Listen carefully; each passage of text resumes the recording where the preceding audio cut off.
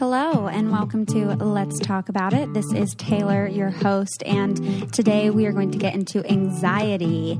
And I know we've talked about anxiety before on the podcast, but today we're going to really talk about how you can own that anxiety and not let it take over your day-to-day, your feelings, your behaviors, your mind. And so I'm super excited today. We're going to be talking with Julian Brass, who's the founder and former CEO of award-winning Canadian media company Notable, a front-running online brand dedicated to driven young professionals. And his first battle with anxiety began when he started this whole endeavor of Notable that dramatically affected his life professionally, personally, and geographically, which then helped fuel his passion to embrace his mental health challenges rather than hide behind it. And I think this is really a great story because I think it is so relatable in so many different ways. So then just kind of overall, he went into this ever-expanding journey of exploring natural lifestyles, looking into holistic health and wellness, spirituality, yoga, positive psychology. He's trained and collaborated with yogis from India, rabbis and priests in Jerusalem, top medical doctors in New York City, and some of the most successful entrepreneurs in the world.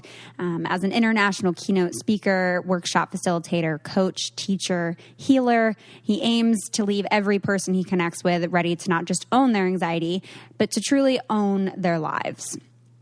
And he has a new book out called 99 Ways to Own Your Anxiety, and breaks it down really into these tips and tricks into three different parts on how to own your body, how to own your mind, and how to own your soul. And I'm very excited to chat with this lovely gentleman, and he is actually here in Seattle. So welcome to the show. Thank you so much for being on the show, and welcome to Seattle. It's so cool to be here. Yes. I have to say, from reading the book and from just our brief conversation before this, you very much are kind of like what I envisioned you to be. Like, literally walked up to you and you're just like doing yoga. So it's very nice to like meet you in person, and it's been a while since I've done an in-person interview before.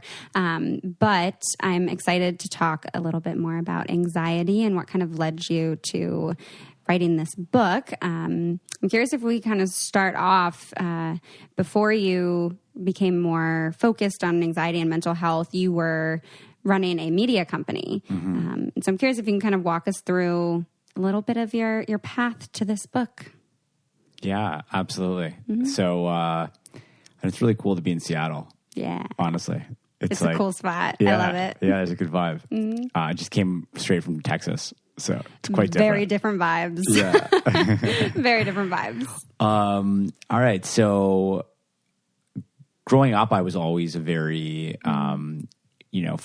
very friendly, sort of upbeat, positive kid. I see that. Never had any, any like mental health challenges whatsoever.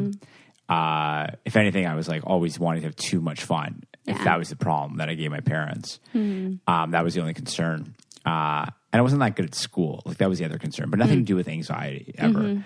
And then when I was 24 years old, which is 11 years ago, I moved back home to Toronto from the States where I'd worked for a few years, and I had an idea to build this media company, which is called Notable. And I started it on my own, no investors, obviously no clients yet, no staff, no partners. Yeah.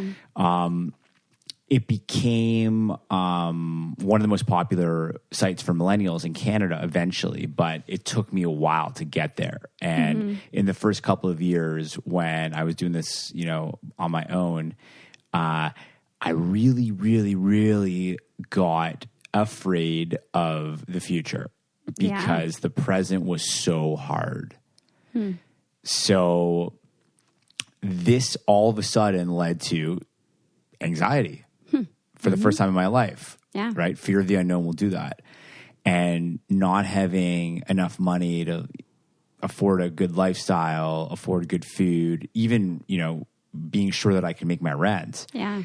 All these things coupled with the societal pressures of, starting a business and, looking like you got it all together. Yeah. It all got to me. And then add to that I thought back then that if you want to blow off steam, you go and you get messed up with your friends. Oh yeah. You go out, you get shit-faced and maybe have sex with some people to blow it off. Right. There you go. And in the end, what happens? You just feel worse. Yeah.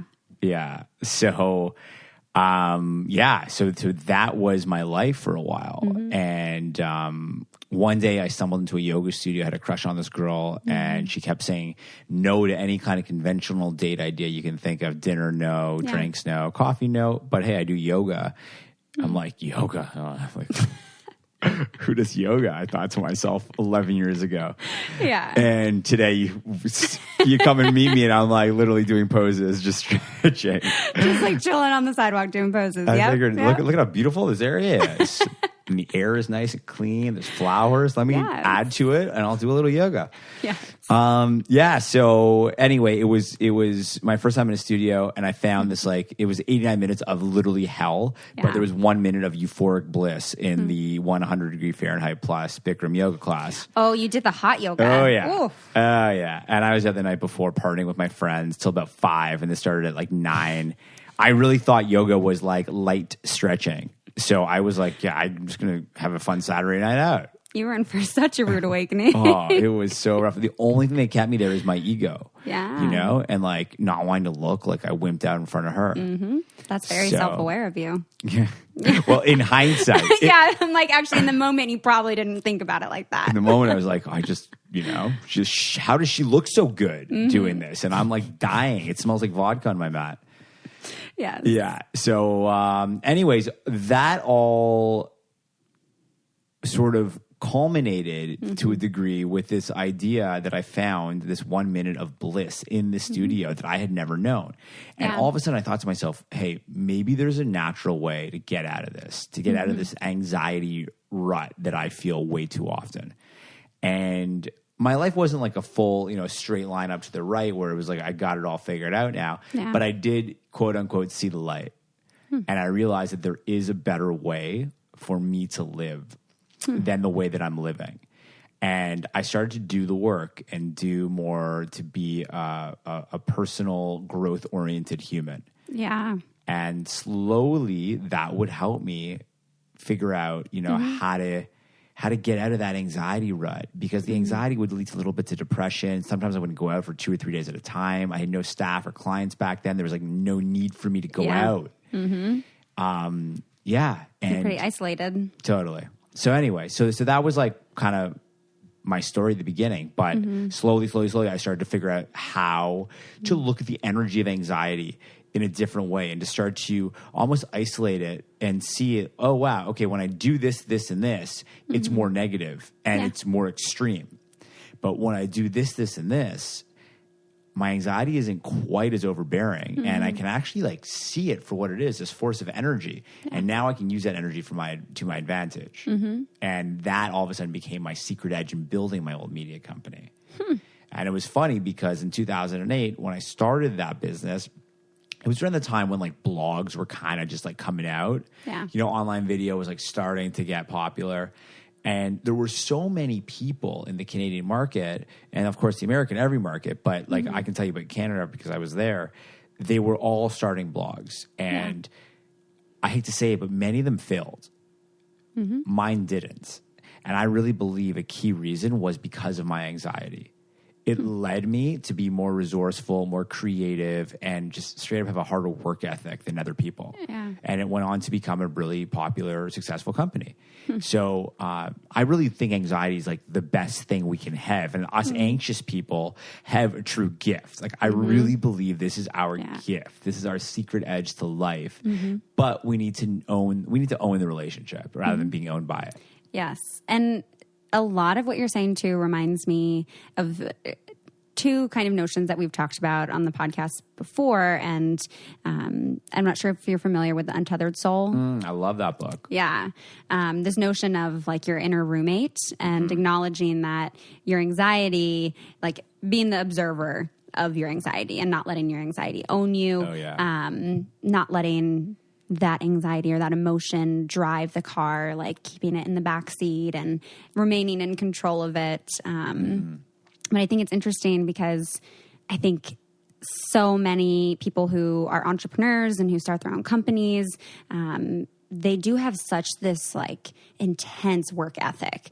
And oftentimes I find that it's kind of based in this like fear of like, if I'm going to fail. Right. And a lot of that fear, I think, is piggybacked off of anxiety.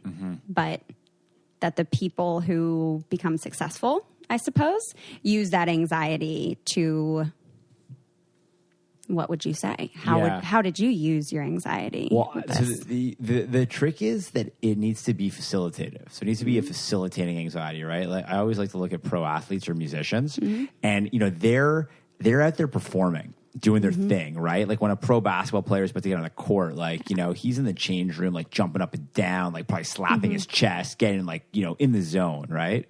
Same with hockey players. We see it during the anthem. Same with musicians. You know, it's like people get pumped up, so to speak. The trick is to be able to go into that state in healthy doses and not let that state become like a way of being. Because when it becomes a way of being, it's taking a real toll on the body. Totally. Right. And I was in that world, that zone for a while. So when the anxiety went from like debilitating and I'm not going outside for a couple of days at a time to, okay, I'm in the zone. I'm always in the zone. That was equally really bad for me. Yeah. That sounds exhausting. It is exhausting. And, you know, that in and of itself takes a different toll on your mental health than being afraid to go out. So say social anxiety is one thing, but then that like always on is a whole other thing. Excuse me. So the key is to know how to go in, let's say if you want to be in that zone, but not to live there, right? Like if LeBron James was always like on the court, LeBron James, there's no way he would last so many seasons. I think that is a fantastic way to look at it, because when you think about people who are running their own companies and people who are entrepreneurs, they are always on, and it's always that the work never ends and that you're always working.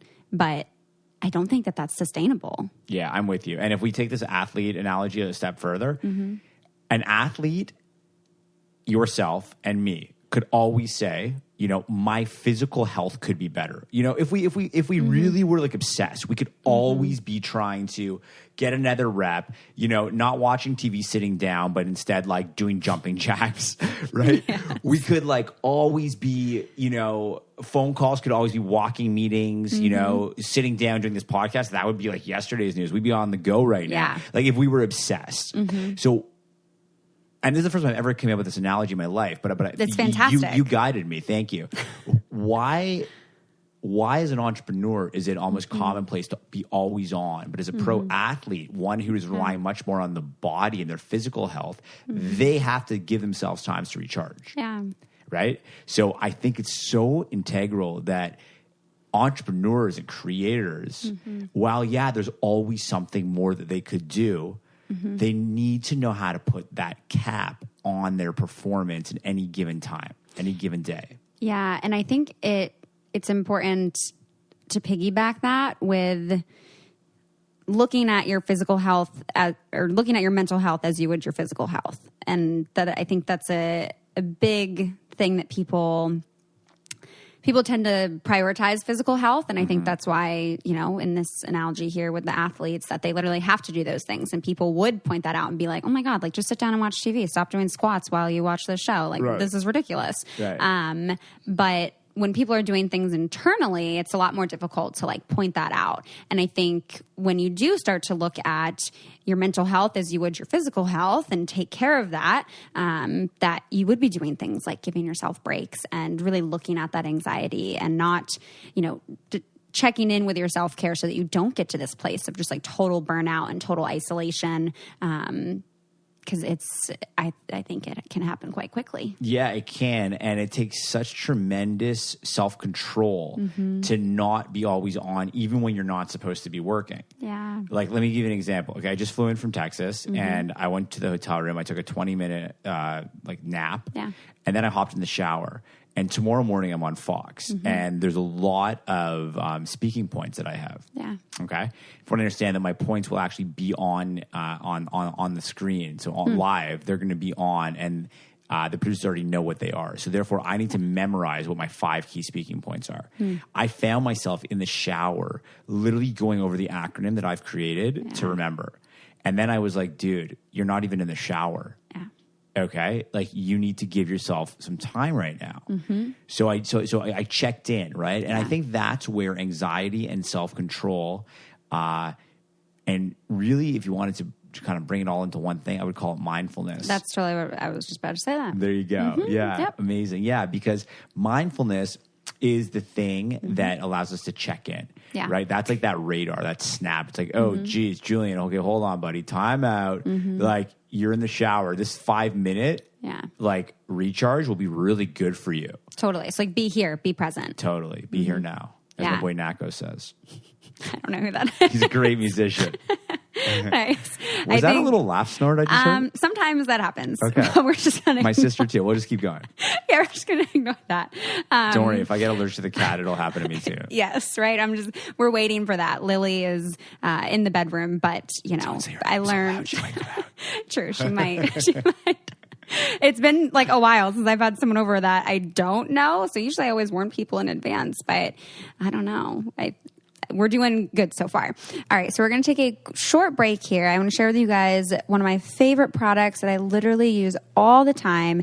I'm always asked what kind of natural deodorants I like, and anytime someone asks me what I use and I say this company, people are like, oh, yeah, I've heard of them. And I'm like, yeah, you need to try them out. So I want to share with you guys Native, who they use, it's natural deodorant. Okay, so if you're looking for a product without aluminum, it's free of parabens, filled with ingredients from nature like coconut oil, shea butter, all my favorite stuff. Honestly, no matter how hot things are getting, Native has got you covered. My favorite scent is the coconut and vanilla, and I even have a little travel guy of it that I bring with me. It's ingredients that you know and that you can trust, and people honestly love it, like me, because I use it all the time.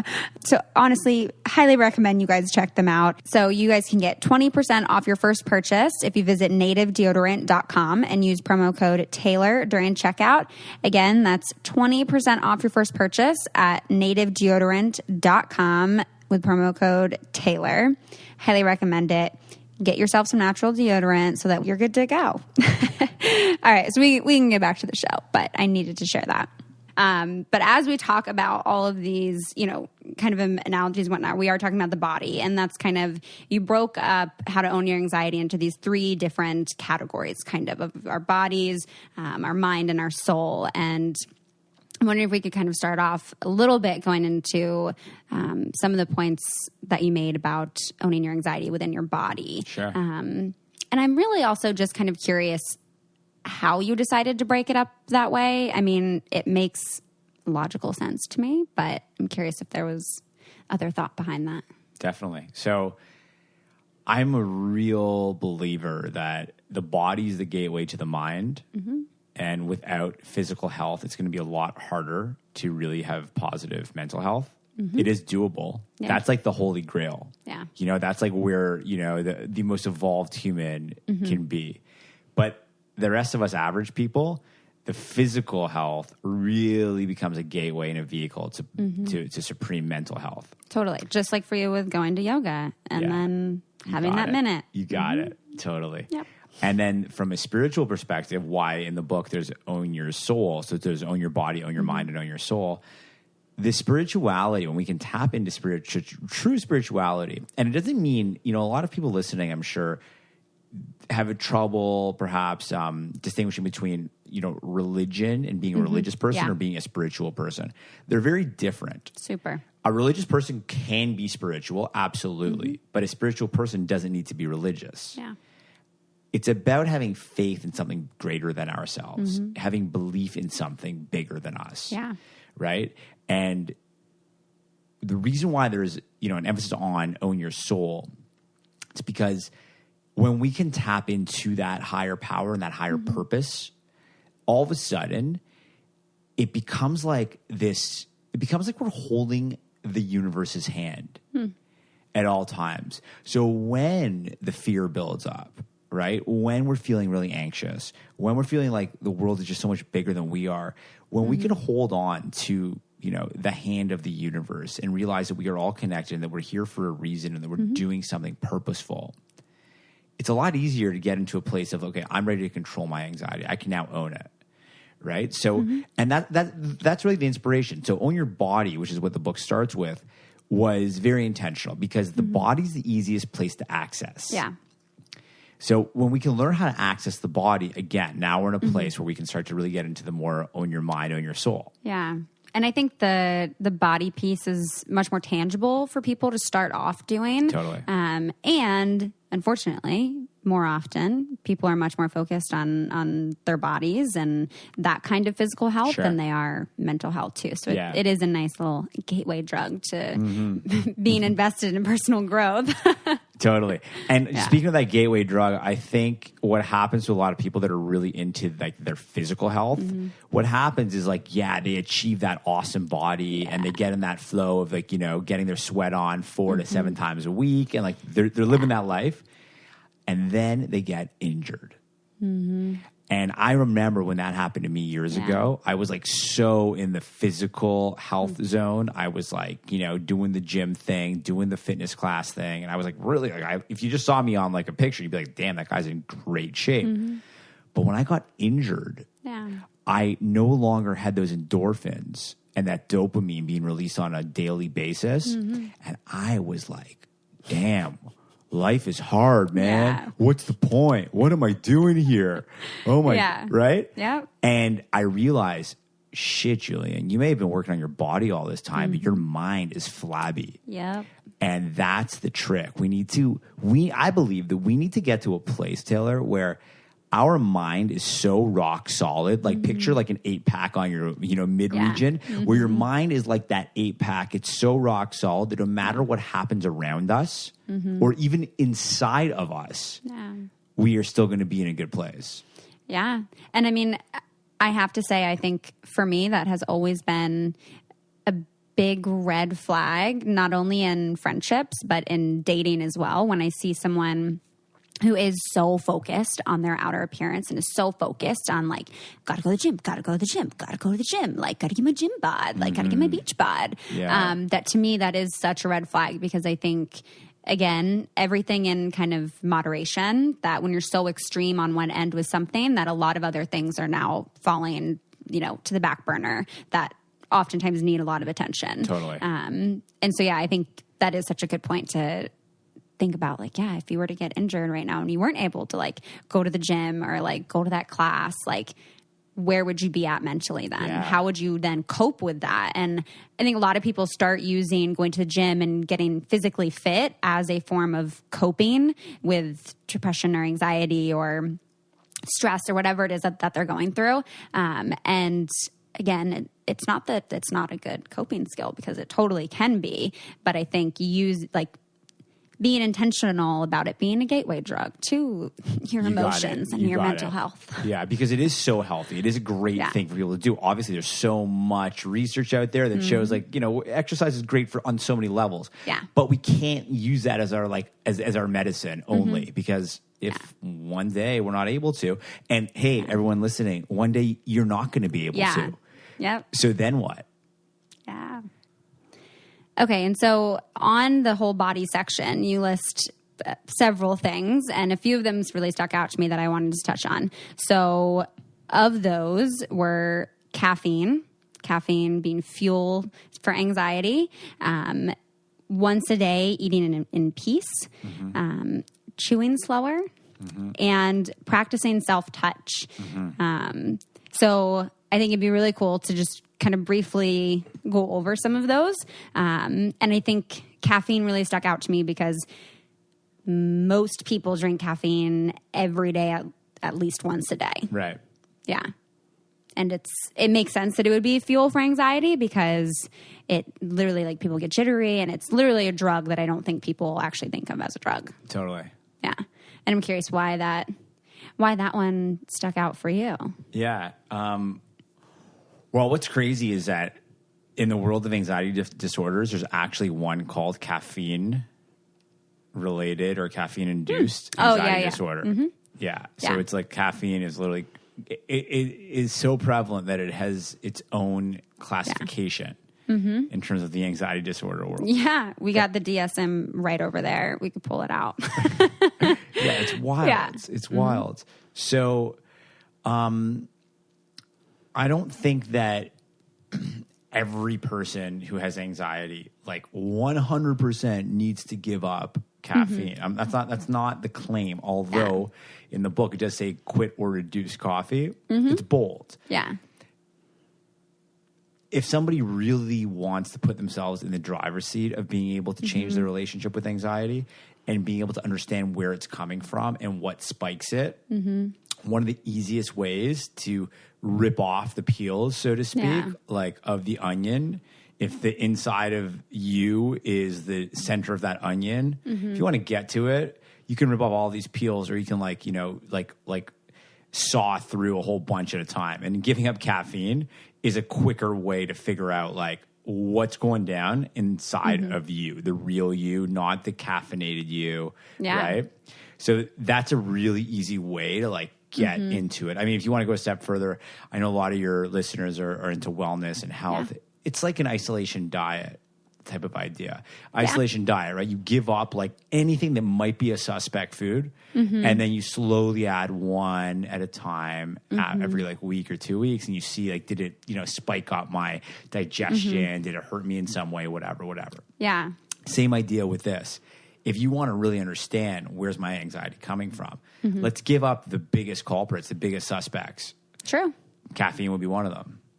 That makes a lot of sense. And yeah, for me, I've just in my own kind of like health food journey, I've done a lot more of like slowly introducing new, good, delicious, healthy foods. And then with each introduction kind of phasing out something else. That makes sense. So that it's not like a cold cut kind of thing, and it doesn't feel like I'm what's the word? So that it doesn't feel like I'm depriving. Yes, depriving myself. Yeah. Because I think that's a large part of what like causes diets to fail, is that sense of depriving yourselves. And I don't think it's nice to do to your body in that way either. Right. Yeah. Right. Yeah, I know you mean. Yeah. With caffeine, I think another key thing is to understand what actions in your life create anxiety. Yeah. So, for example, most people are petrified of public speaking. Yes. Most people also, especially anxiety-prone people, have some elevated anxiety when it comes to travel. Oh, yeah. People ask me about anxiety travel all the time. Right? Yes. Yeah. Yeah. Travel anxiety. I said anxiety travel. Either way. You guys get the picture. We get it. I got you.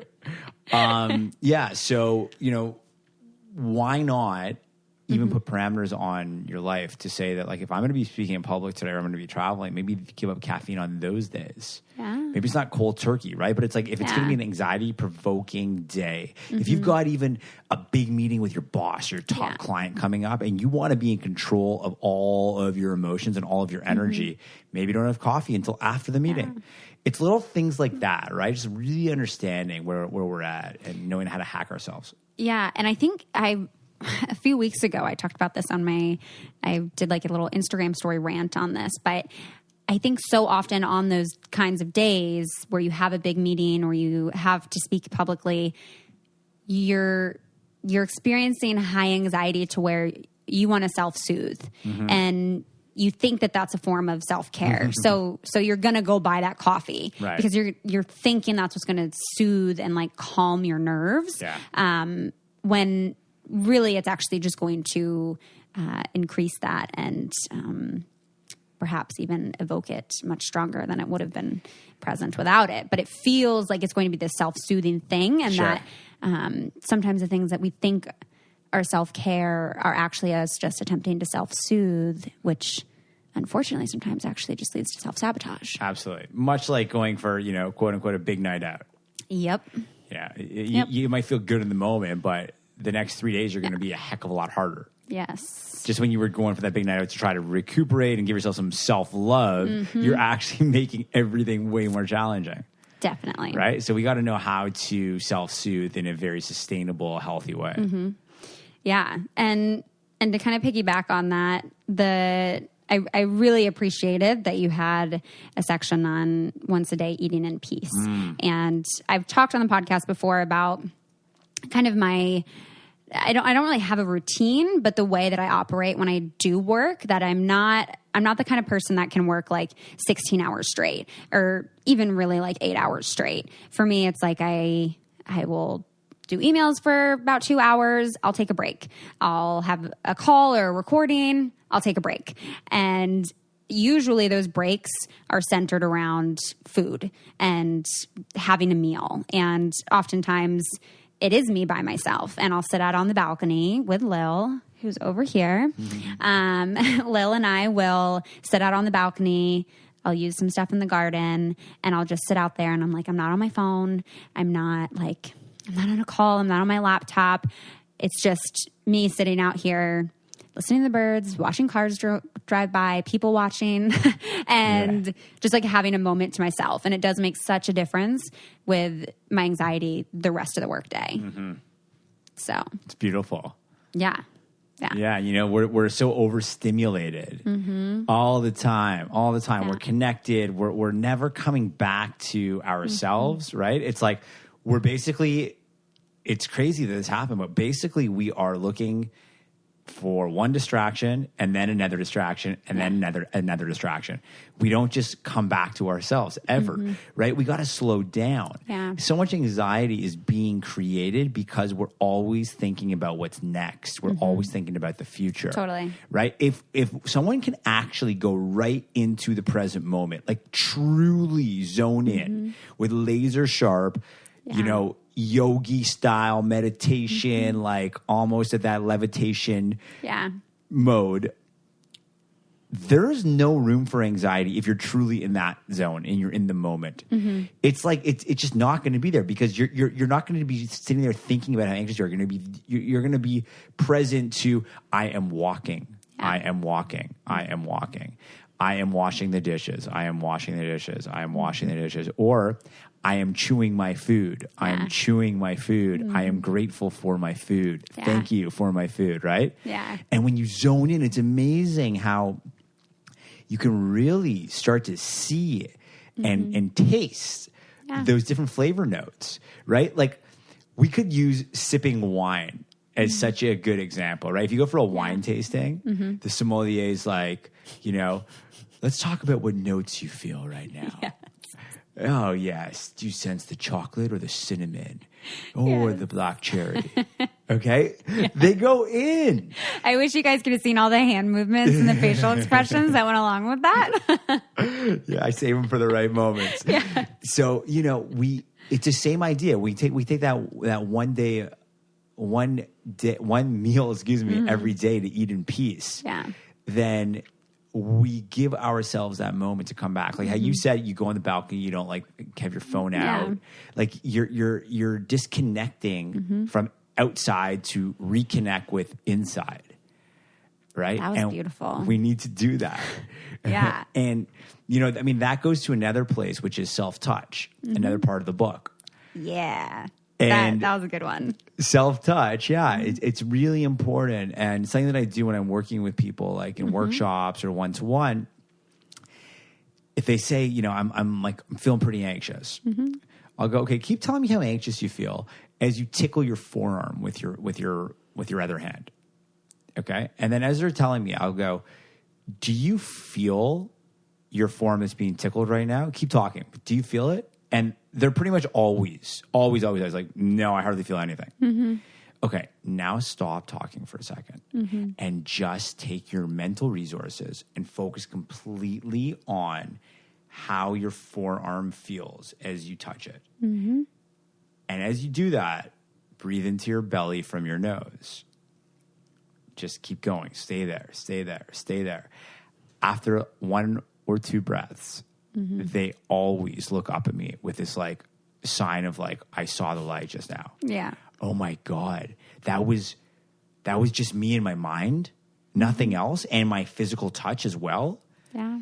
And that's where the power is. And that's why, you know, physical touch as well, self-touch is so key. Yeah. Because when we start to get into this idea that like, whoa, I can take my mind and my concentration where I choose to take it. All of a sudden, if our anxiety is sky high and we choose to not let it stay there, the awakening has occurred. And now from the awakening perspective, it's like, okay, so now what am I going to do? Yeah. Now that I know it's possible. Yeah. And I think just that part can be scary too, though, because then it's like, oh, wait, shit, now I do actually have control over this. And now I know I can do something. But like, are you going to hold yourself to that? And are you actually going to put that into action? Totally.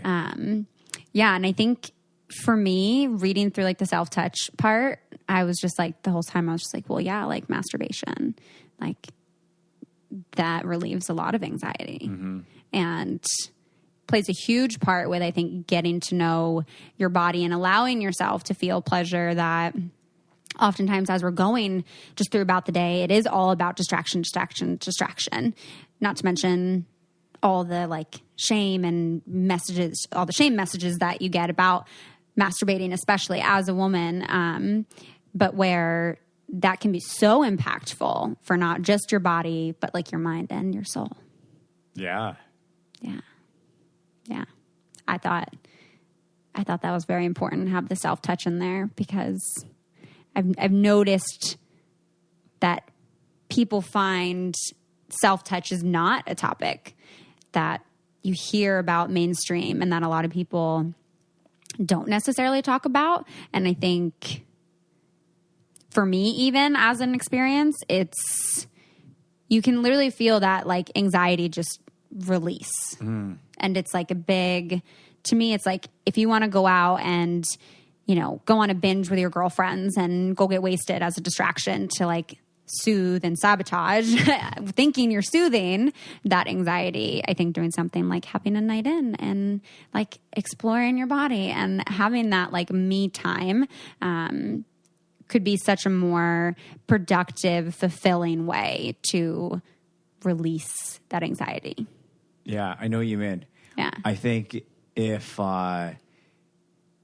it feels good, then, and you're not hurting anyone, including yourself, then why not? Yeah. You know, one person may really get off, so to speak. Good pun there. By having a romantic night with themselves. Yeah. Another person might, you know, get off by, you know, making that epic smoothie bowl and like, you know, putting their feet up and their comfy sweatpants on and like, you know, going to town with like that freshly grated coconut on top, which would be my jam because I love coconut. Because he was just talking about how much he loves coconut before we recorded this episode. Totally. I really think just to, you know, add some value, I think the common denominator that we're both talking about is finding the thing that will allow you to disconnect so you can come back to yourself and do something that makes you feel good, makes you feel loved, makes you feel appreciated, you know, that you can give gratitude for. Totally. All these things, because, you know, all these things, gratitude, love, appreciation, these are like anxiety's enemy, you know? Yeah. So do those things, get into it, enjoy it. Yeah. Yeah. And I want to kind of move forward a little bit to talking about like mind and soul as you segue that a little bit for me. And I'm curious if in your journey with kind of identifying these ways to own your anxiety, if for you therapy was an outlet to explore that component of the mind and I guess the soul too. Yeah. You know, to tell you the truth, I didn't see a therapist in my younger years at all. I found myself in the self-help section of the bookstore. That was like my therapist. Yeah. I just, for whatever reason, it didn't even occur to me to go and seek out help. But rather what did occur to me is like, okay, the answers I'm looking for are in the bookstore. Yeah. Interestingly enough, who knows why? Yeah. And you know, I found incredible solace in the self-help section of the bookstore. In fact, so much that one day I was like, these humans have given me so much. One day I would like to be able to return the favor and pay it forward to other humans. And in that moment, I was like, I'm going to be an author. It just hit me.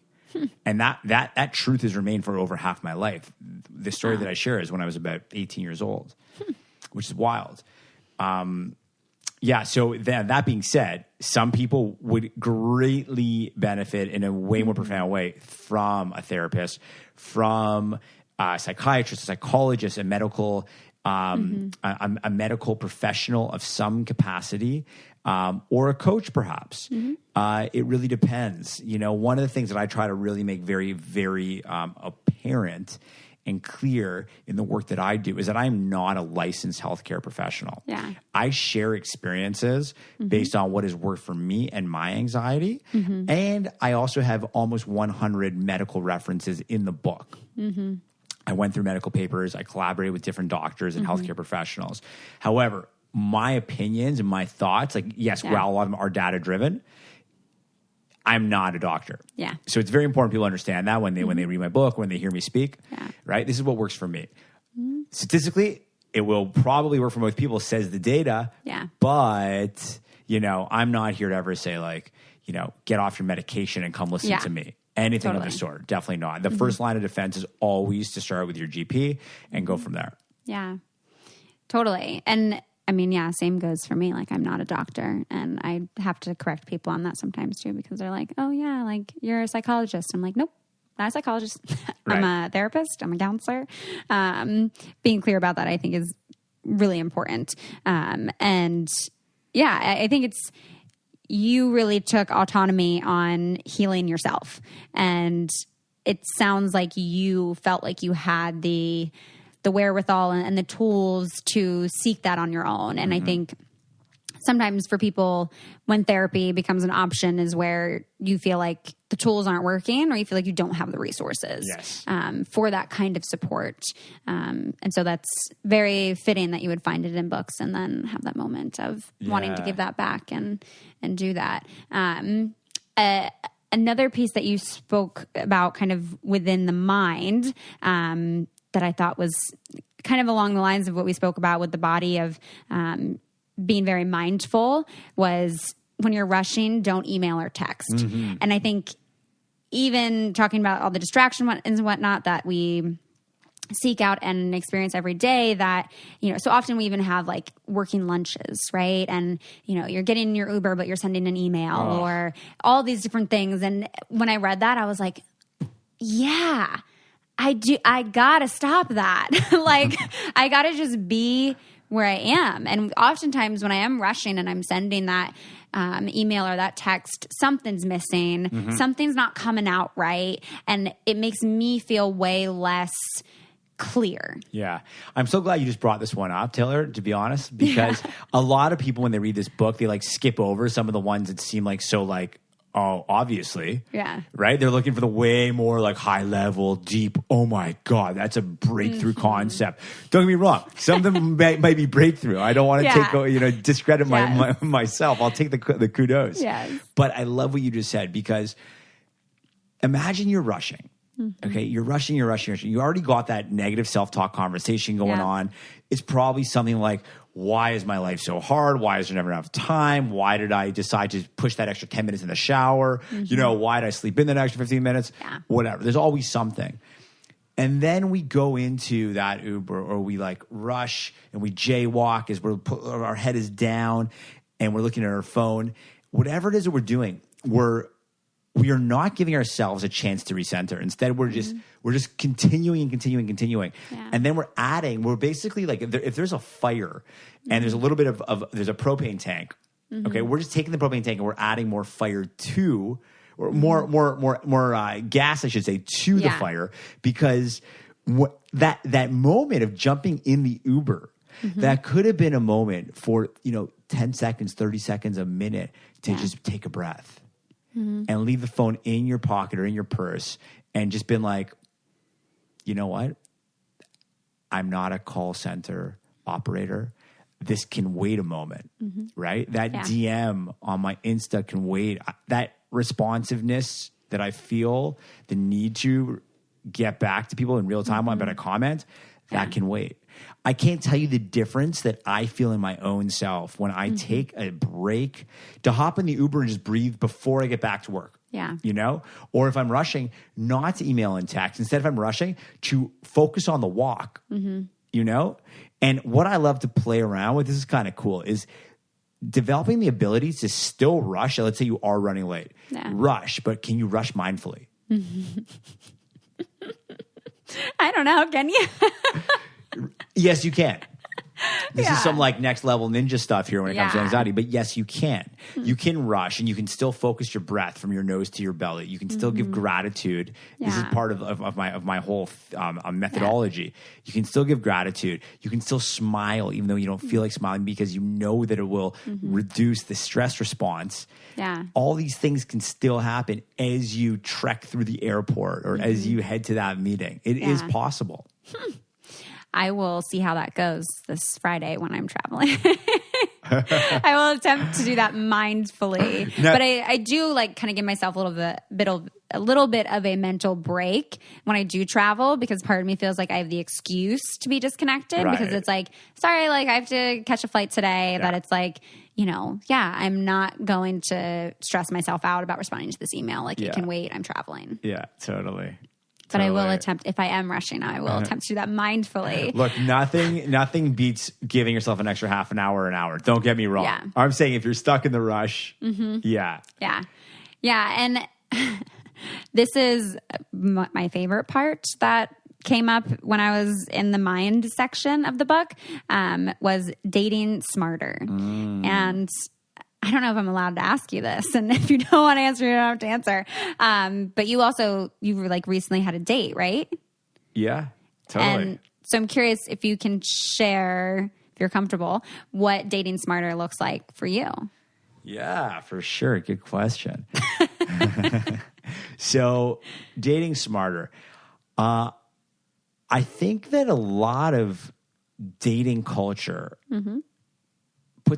it puts pressure. Oh, it's so much pressure. Right? On ourselves.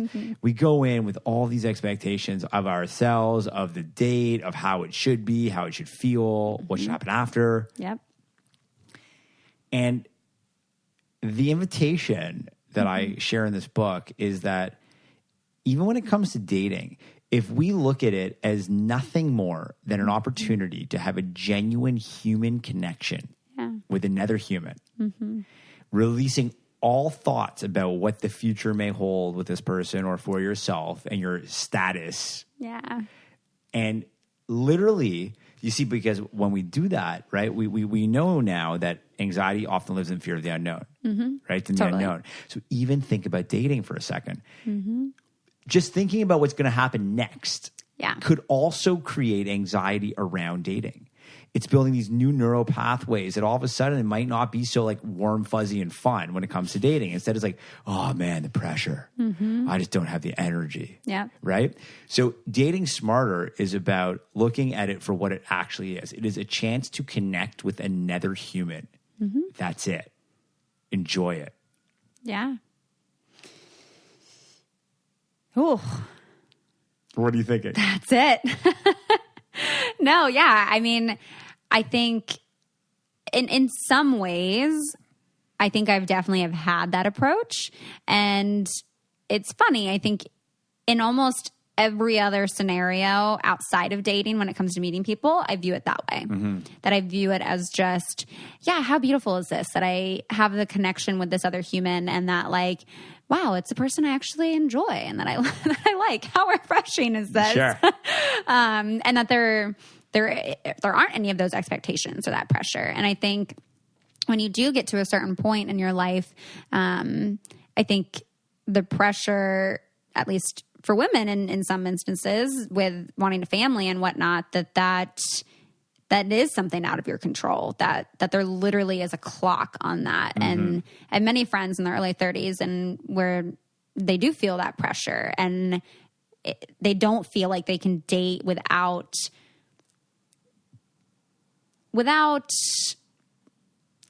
I mean, I would say security. It's really a false sense of security because no one can really give you that security that will happen. But, you know, having a belief that could happen with that person, that in order to even have the courage and the comfort to be vulnerable in dating, that people want upfront security. And that's where those expectations, that's where that pressure comes from. And granted, I think even when you're not in your early 30s, that is still, and there's not like the biological clock ticking and that pressure. I think that those things still exist just because being vulnerable is fucking terrifying. Yeah. And it's, of course we can want to find the right person. Like that's so natural. And it's honest. However, I don't think that desire should be allowed to get in the way of what the present moment of the date actually is. Yeah. Right. And I mean, I know a lot of people that want to like qualify their dates, like, are you going to be a good parent? What are your goals? What are your values? What do you want? How many kids do you want? Where do you want to live? Da, da, da, da. And like, that's a lot. It's a lot. That's a lot up front. It's for sure. Now, maybe it's on someone's mind and they just don't even articulate it or ask a question. Yeah. It's good. It's good. And it's true. And it's honest. There's nothing wrong with wanting the family and wanting all these things. However, if we see that by going there in our minds, we are going to potentially take away something that would genuinely and naturally happen otherwise by overthinking the situation and thinking 5 steps into the future, then while it might seem like in your rational, logical mind, this is a good thing to do, what if it's actually doing the exact opposite? Yeah. Then we have to ask ourselves, okay, what is my system that's going to work for me? Yeah.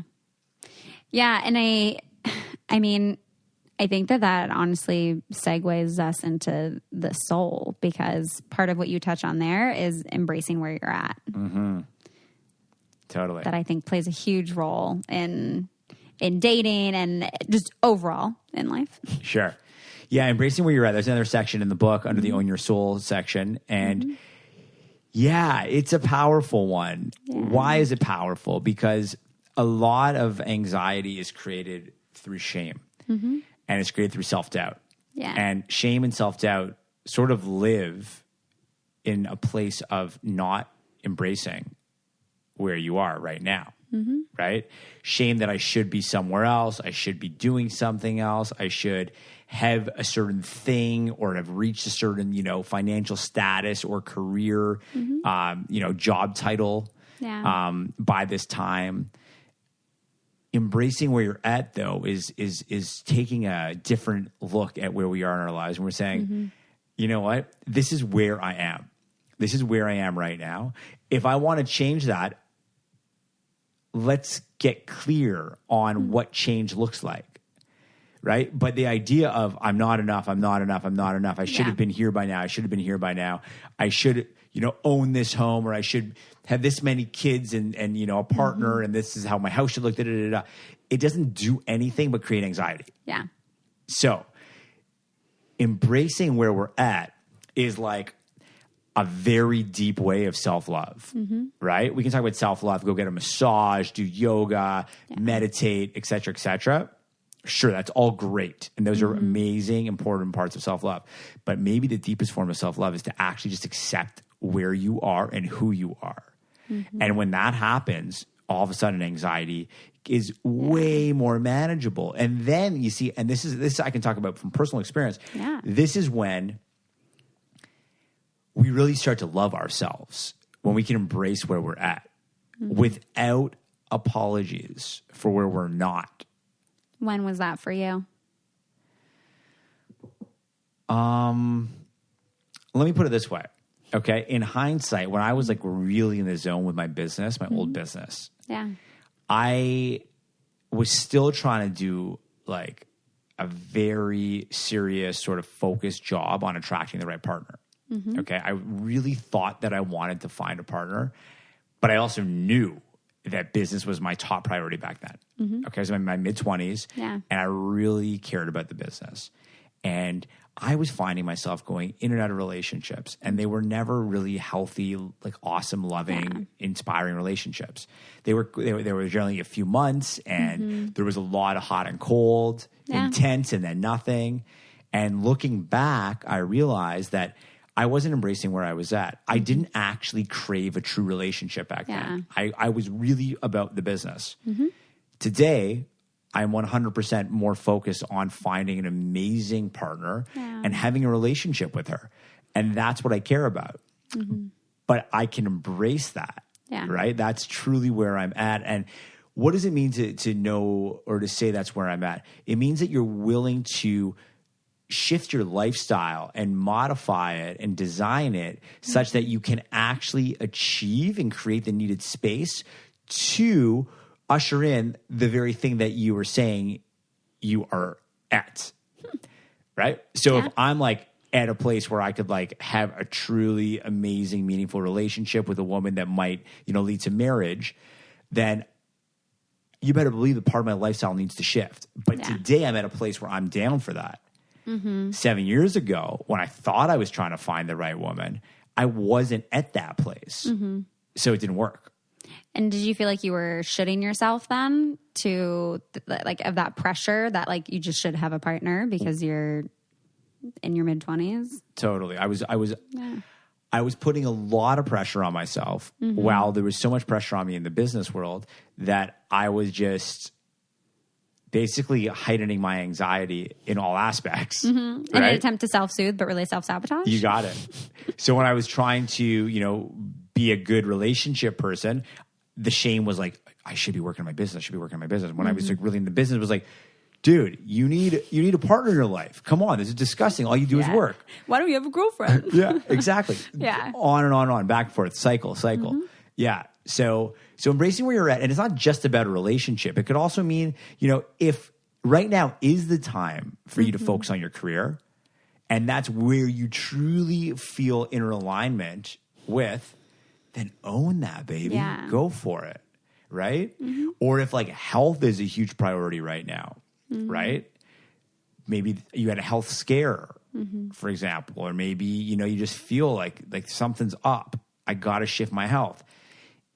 If you can get behind that decision to embrace that your health needs to change, then you will do it with clarity and not shame for what it is that you're giving up. Let me give a very, very relevant, basic example. Yeah. A lot of people, when they're younger, in our generation, partying is like a big part of our social lives.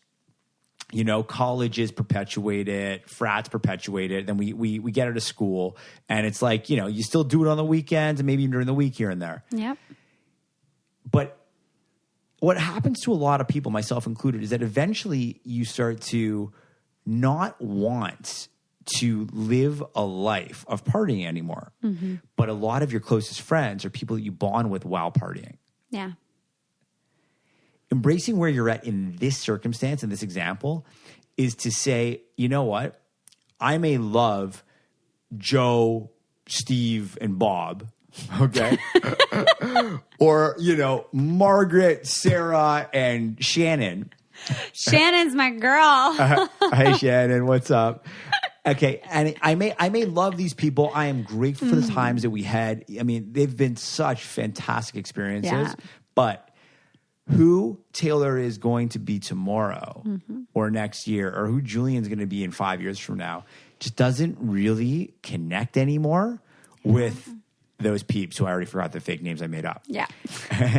Okay, so what does that mean? So now imagine this. Let's go a step further. Okay, so imagine that I don't realize that. Let me back up. Imagine I do realize, but I'm not willing to make the change. Yeah. As I hang out with these people, I'm constantly going to have an inner dialogue that is telling myself, you shouldn't be here. This is not you. You're better than this. It's just not you anymore. It doesn't mean you don't like them, but it's not what you like for yourself. Yeah. Right? That is me waking up to where I am, but not embracing where I am. Very two distinct things. And Waking when we, up. versus embracing, when we can embrace where we are, that's when the room for clarity and the room for inner alignment and inner peace all comes into play. And from that place, the anxiety goes from owning us to us owning it. Yeah. Yeah. And I think that was also a piece in, I don't remember if it was in the mind or if it was in the soul, but of like saying goodbye to toxic relationships and relationships that like don't serve you. Totally. And yeah, I think that was a great example of just, I think, a life transition point that almost everyone can relate to, of kind of like outgrowing your friends and feeling like you're just on different paths, and that's okay. But of actually taking the step to acknowledge that and to really just embrace where you are, that would definitely relieve a lot of anxiety, and that all those little mini internal battles that take up so much energy when you are around those people. Yeah. It's beautiful when we can just get really clear and comfortable with, okay, I'm going to remove the toxic things from my life. Yeah. I'm going to embrace where I am. It's an amazing thing that happens. Yeah. So I want to ask you as we wrap up, if there's anything specific from the book or just a part of writing it that has been the most difficult for you to implement. Whoa. Big question. Big question. The most difficult for me to implement. Of a way to like own your anxiety. Yeah, totally. I'm with you. Yeah.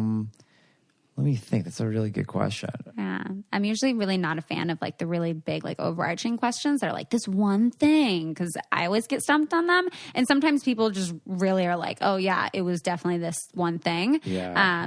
So I'll open it up to like, maybe there was, of the mind, body, soul categories, maybe like if there's one of those sections that you felt like has been a lot more difficult to focus on for yourself, or that you find yourself reflecting and focusing on a little bit more. I got it. Okay. That's awesome. You just gave me a really very, very relevant real time thing. Okay. So right now I'm on this sort of press tour, right? And I'm meeting with all sorts of amazing people like yourself. Although I got to be honest, it's been one of my most fun experiences. Good. I'm glad. And you know, in this world of literally like jet setting and, you know, a night in this hotel, a night in that hotel, up at the crack of dawn for this morning show, you know, and then, you know, do this later that day and then hop on a plane right after that and then host a meetup for my fans. Like, honestly, the thing that is the most challenging for me is practicing, you know, many of the things in the book, which are really about self-care, right? When you think about it. Totally.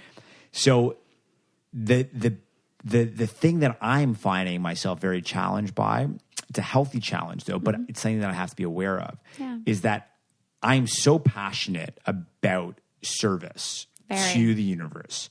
And I really want this book and this message to reach the masses. However, there's a finite amount of my energy that I can, you know, put out there into the world. So as I am being invited to go on more and more shows and whatnot right now, I need to be so hyper aware of what's my actual bandwidth. Right? So I'm getting to a place where it's like I have to say no to a couple of people. And I don't want to say no because, you know, this sort of like short-term part of me is like, no, you can do this. You can do this. You know, you'll just lose 2 hours of sleep that night. Not a big deal. But see, the more educated part of me, the more wise part of me, the same Julian who 11 years ago would have said, yeah, fuck it. I'll have a Red Bull. I'll do a couple lines. I'll do whatever I got to do. 3-4 espressos in a day, doubles. Yeah, why not? I'll do what I have to do to stay awake. See, that person is gone.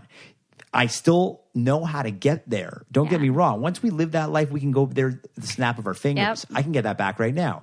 But I know that's not who I want to live as in this world anymore. So the hardest part is to find the separation between, you know, and it's all coming from a good place. That's the thing. Usually it's like a higher place and a lower place. No, this is all a good place. But I need to constantly check in and say, your energy is finite. You know, you can't do it all today. There will be more time. Kind of how we started our segment here, you know, about the athlete who's like, you know, you could always get your cardio a little better. You could always make your bicep a little bit stronger. Sure. But at the risk of what? So my biggest challenge right now is that I need to constantly, and I'm not even kidding, I constantly am referring to my own book to keep me in check as I go on this path across the US and Canada, right? And one thing I wanted to say about that, it's so interesting when you're a creator and an artist, and you put, so much yourself into a body of work. Totally. And then you give it to your editorial team and your publishing team for them to do their thing. And then you look at it again. Mm-hmm. Honestly, sometimes it's like these words I just channeled. Yeah. Like I didn't even come up with them. I look at them and I'm like, I'm learning from my own book. You're like, whoa, who wrote that? Yeah, I'm like, I'm not like, oh my God, I need his autograph. But I am like, wow, this is actually something that I forgot about. There's 99 tips in the book, right? Yeah. The idea is that there's at least one for everybody. Mm-hmm. And even more so, there's at least one in each of the 3 sections for everybody. And even more so, there could be 99. But the pressure is not do them all. Mm-hmm. It's find what works for you. It's a menu style offering. Yeah. So when I read my own book, I'm like, wow, I forgot about that. Mm-hmm. And then it's a reminder. That's like, I mean, that's almost how I feel about like my journals. Like I'll go back and I'll reread some of them from, usually I'll do it on like anniversaries around like really critical and significant times in my life where I'll go back and I'll reread it and there will be something in there. Usually how I like to end all of my journals is on some kind of like a, summary point and some kind of, in a way, something hopeful, something like encouraging for ending the note. And usually it's at the end of that I'll read something and then I'll be like, whoa. I'll be like, shit, Taylor, you were really in it. And like, that's like, I got to remember that. Like, I'm glad I wrote that down because now I can like hold myself accountable to that. So I can, on some level, on a small level, see where looking at your book like that has been really impactful for you. It's the same idea. Journaling, my book, a musician with a track. Totally. Yeah, all these things. An artist, a sculptor, all these things. It's a moment in time where we were at a certain place and then looking back, and it can bring us back there. But other times it's also like, wow, I really was an artist in that moment. I was channeling something bigger than me, and now I'm learning from that. Mm-hmm. It's wild. It's really wild when you think about it. I love it.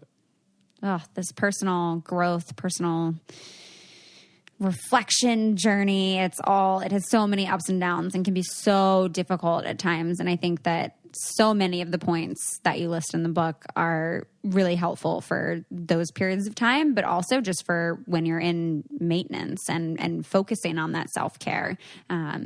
Like you said, I do feel like there is at least one point for every person. And I think there are so many practical steps in it that you could literally do on a daily basis. And you could literally focus on like 1 week focusing on that one step. Yeah.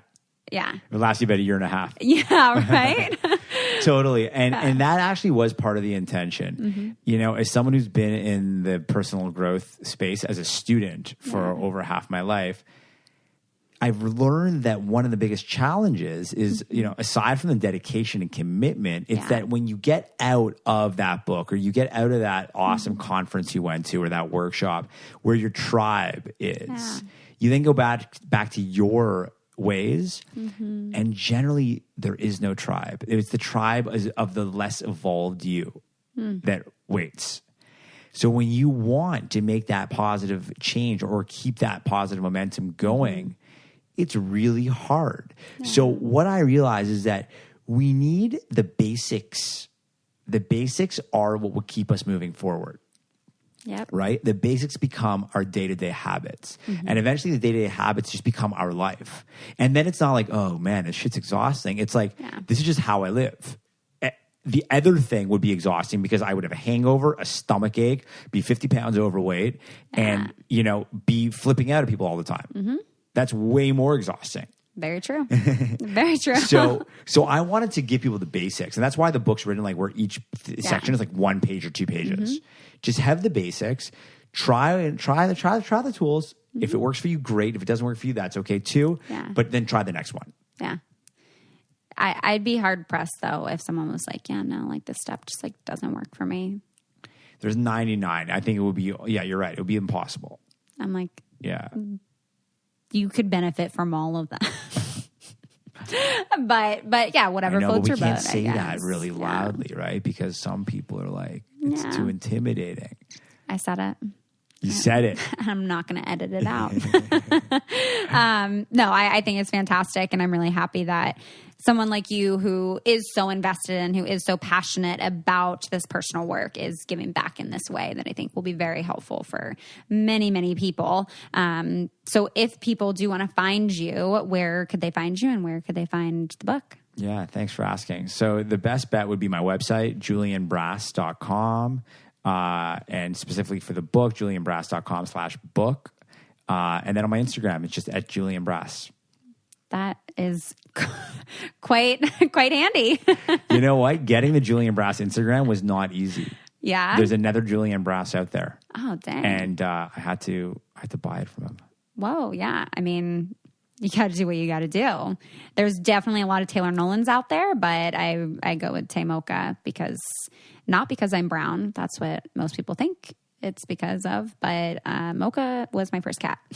No way. Yeah, her name was Mocha Joe, and it was like my first email, actually, when I lived in the apartment literally a block in front of me in elementary school. Okay. And yeah, it was like we had a computer and my stepdad was like, what do you want your email to be? And I was like, well, it's going to be like my name and Mocha's name. And it's like, it's me and Mocha Joe. And so I was like, Tay Mocha. Love it. And so, yeah, it's just been like somewhat of a nickname / like my email and then my MySpace and MySpace. Yeah. Well, I love your Instagram, period. Like it just looks awesome. Really. You're doing great work. Thanks. It's so nice to be here. Yeah. Thank you so much for being here. And I hope you enjoy the rest of your time in Seattle. And I'm really glad we got to do this. So thank you for being on the show. Yeah, thank you. And thank everyone who listened to this. I hope you guys got a lot from it. It's really my honor to be here. Yeah.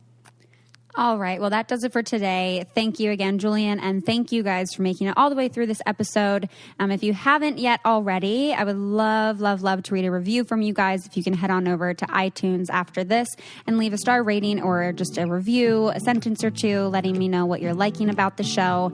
And we'll be back next week talking more things. I hope you guys took a lot away from this and check out the book and the episode notes to really just learn how to better deal with anxiety, because we all deal with it on some level. So again, thank you guys so much for your support of the podcast, and I hope you guys have a wonderful week. I'll talk to you next time.